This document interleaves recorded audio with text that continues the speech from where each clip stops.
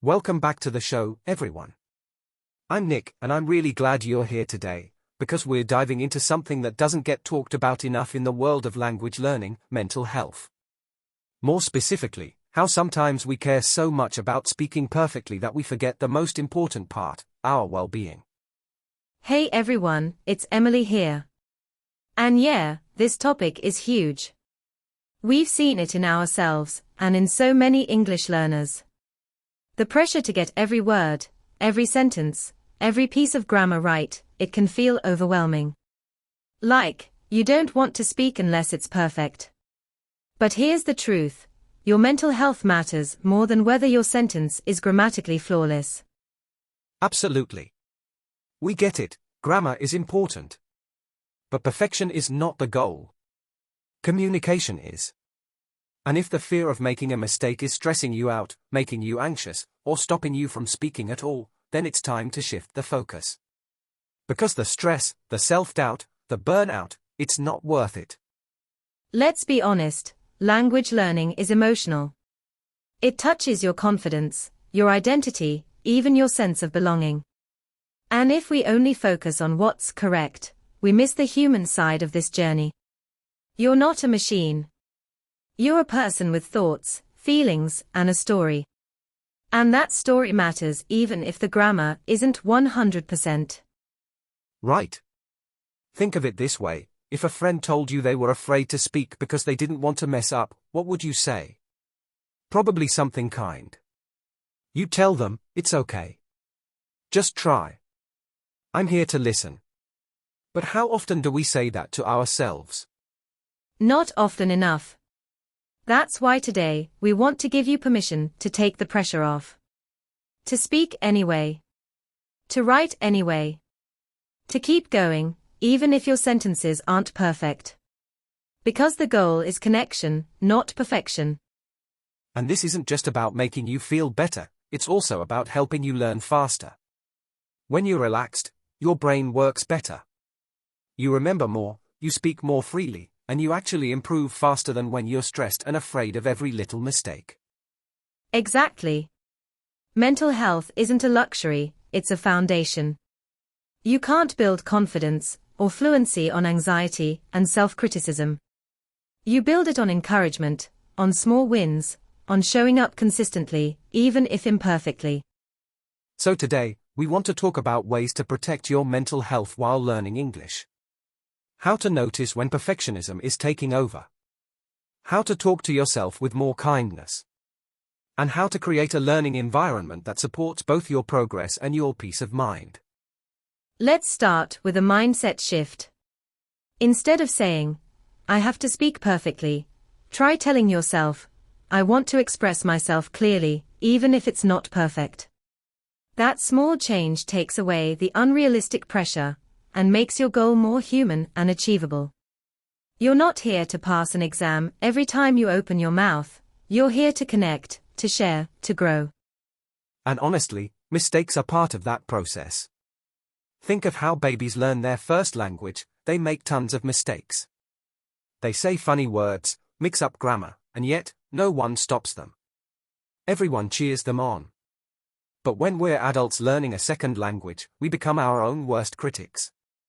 That inner voice says, you should know this already, or you sound stupid. And that voice? It's lying. Yes. And here's something I always tell my students: the goal isn't to be flawless, it's to be fearless. That means speaking even when you're nervous, writing even when you're unsure, and continuing even when you feel stuck. Mental strength isn't about never struggling, it's about showing up anyway, with compassion for yourself. That's powerful. And part of being compassionate is knowing when to take breaks. If you're mentally exhausted, pushing yourself to study harder might not help. Sometimes, what helps is resting. Taking a walk, journaling in your native language, or doing something that calms your mind. Then, when you return to English, your mind is clear, and you're more open to learning. Right, because learning is not just a brain thing, it's an emotional journey too. And your emotions are valid. If you're frustrated, that's okay. If you're tired, that's okay. If you're afraid of speaking, that's okay too. But don't stay in that fear. Don't let it control your progress. Recognize it, breathe through it, and keep showing up gently. Here's a helpful strategy: talk to yourself like you would to your best friend. Would you tell your friend they're not good enough because they made a grammar mistake? Of course not. You'd probably say, "You're doing amazing. You're learning. Keep going." That's the voice you deserve to hear in your own mind, too. And let's not forget community. Sometimes what helps most is knowing you're not alone. Find other learners who support your journey. Join a group, connect online, or even just message a friend who's learning too. When you talk to people who understand the struggle, it becomes easier to carry the weight. It really does. And we want to remind you, fluency is not a race. There's no finish line you have to cross by a certain age or time. It's a lifelong relationship with the language, and that relationship will have ups and downs. That's normal. What matters is that you stay in the relationship with kindness, curiosity, and care. Yes. And that relationship includes you being you. Don't lose yourself in the process. Your accent, your unique way of thinking, your background, they're all part of your English voice. You don't need to sound like a native speaker to be valid. You just need to sound like you, speaking with honesty and courage. So wherever you are on your English journey right now, we just want to say, we see you. We believe in you. And we're proud of how far you've already come, even if it doesn't always feel like it. You're doing better than you think. And you don't have to carry the weight of perfection. You just have to take one gentle step at a time. That's how real growth happens. Quietly. Patiently. With self-respect. We'll keep going with you. Another thing to remember is that progress isn't always visible. Just because you don't feel like you're improving today, doesn't mean you're not growing. Some of the biggest leaps in language learning happen quietly, beneath the surface, when your brain is making connections, when your confidence is slowly rising, when you choose to try again after a tough day. Exactly. And sometimes those quiet moments, like writing a short journal entry in English, watching a movie without subtitles, or finally understanding a sentence you couldn't before, they are massive wins. Celebrate those. Write them down if you can. They are signs that your effort is working, even if the voice in your head says otherwise. And speaking of that voice, your inner critic, it feeds off comparison. So one way to quiet it is to stop looking sideways and start looking inward. Ask yourself, what do I want from my English journey? Not what someone else is doing, not how fast someone else is progressing. What matters most to you? That's a powerful question. Because once you know your own why, it becomes easier to stay motivated. Maybe you want to travel, or work in an English-speaking environment, or just enjoy books and shows without subtitles. That goal is yours, and no one else's pace or path should define how you move toward it.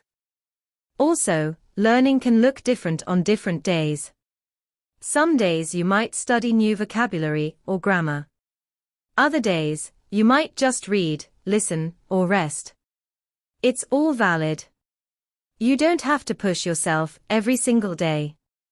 You just have to stay connected to the language in a way that feels gentle and consistent. And here's something important: your brain learns better when it feels safe. If you're constantly pressuring yourself or feeling ashamed about not being perfect, your brain goes into stress mode. But when you're kind to yourself, when you take breaks, when you enjoy the learning process, that's when real retention happens. So be soft with yourself. Speak kindly. Learn at your pace. Rest when needed. Show up when you can. And remember that this journey is about more than just English. It's also about building resilience, patience, and self-trust. And trust goes both ways. Trust yourself to keep going, and trust the process to lead you where you're meant to be, even when it feels slow. It's also okay to redefine what success means for you. Maybe success isn't speaking like a native. Maybe it's being able to order food confidently, or writing an email without overthinking every word, or finally understanding the lyrics to your favorite song. Those wins count. They matter.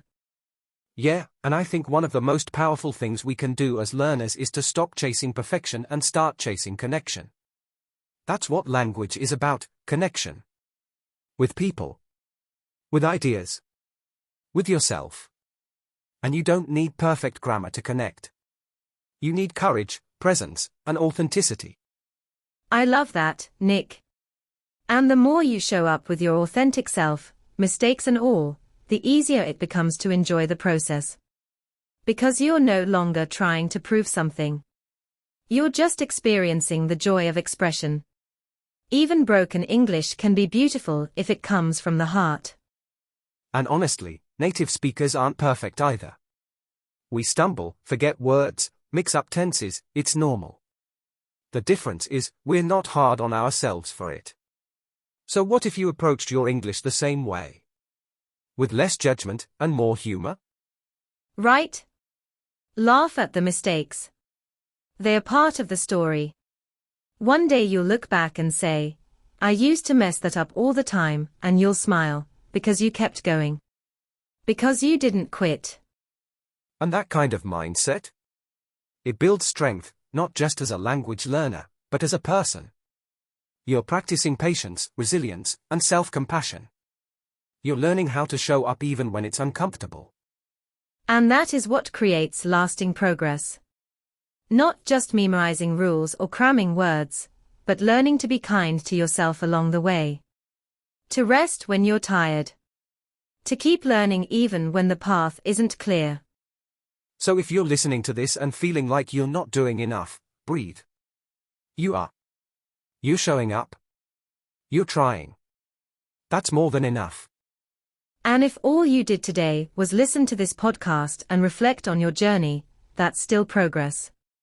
Because part of learning is mental, the mindset, the motivation, the self-talk you carry around. Those invisible things actually shape how far you go, even more than how many vocabulary words you memorized. Exactly. And sometimes we focus so much on the visible achievements, speaking fluently, passing a test, writing a perfect essay, that we forget how powerful it is to simply keep your mind in a good place. Because when your mindset is steady and calm, you can learn faster, recover from setbacks more easily, and enjoy the ride more. That's why it's so important to check in with yourself. Not just your study plan or your grammar exercises, but your emotions. Are you being too harsh on yourself? Are you carrying guilt or shame that's weighing you down? Because language learning isn't just an academic challenge, it's an emotional one, too. And it's okay to slow down. It's okay to pause and heal. Your mental health isn't a distraction from learning, it's a part of it. A strong, steady mind is your most powerful study tool. So nourish it. Protect it. Listen to it. We want you to remember that the goal isn't perfection, it's connection, growth, and self-understanding. Learning English is not just a path to fluency, it's a path to self-discovery. And if you stay on that path with kindness and patience, you'll get further than you ever thought possible. One thing that's helped a lot of learners manage both their language growth and their mental health is creating personal rituals, small, meaningful habits that make you feel safe and steady while you study. Like lighting a candle when you journal in English. Or listening to calming instrumental music while you review vocabulary. These little actions might seem small, but they send a powerful message to your brain: this is a peaceful space. I don't have to rush. I'm okay here. Yes, and let's not forget, emotional safety is what helps the brain absorb new information. If your nervous system is constantly in a state of fight or flight, your brain's capacity to store and retain language is reduced. So creating a calming study environment, choosing encouraging voices to listen to, like gentle podcasts, or supportive teachers, that makes a real difference in how fast and how deeply you learn. That's also why taking breaks isn't lazy. It's necessary. Think of your brain like a muscle. You can't lift weights non-stop and expect growth, you need rest days. The same is true for your mind when learning English. When you rest with intention, you're actually letting your brain reorganize and lock in the things you've already learned. And when we allow ourselves to rest without guilt, we begin to break that toxic belief that productivity is the only thing that matters. But actually, peace matters too. Joy matters. Being proud of your effort even when the results are still forming, that matters most of all. So, if there's one thing we hope you take away from this episode, it's that your mental health and emotional well-being aren't separate from your English journey, they are right at the center of it. The calmer, kinder, and more supported you feel, the more space your brain and heart have to grow. Exactly. You don't need to sacrifice your peace to make progress. In fact, when you protect your peace, progress comes more naturally. So speak slowly, rest often, be gentle with your mind, and celebrate every small win, because every step counts, especially the ones that don't look perfect. Thanks so much for spending this time with us. Wherever you are in your journey, remember, you're doing better than you think and you're not alone. We'll see you in the next episode. Until then, take care of your English, and take care of yourself.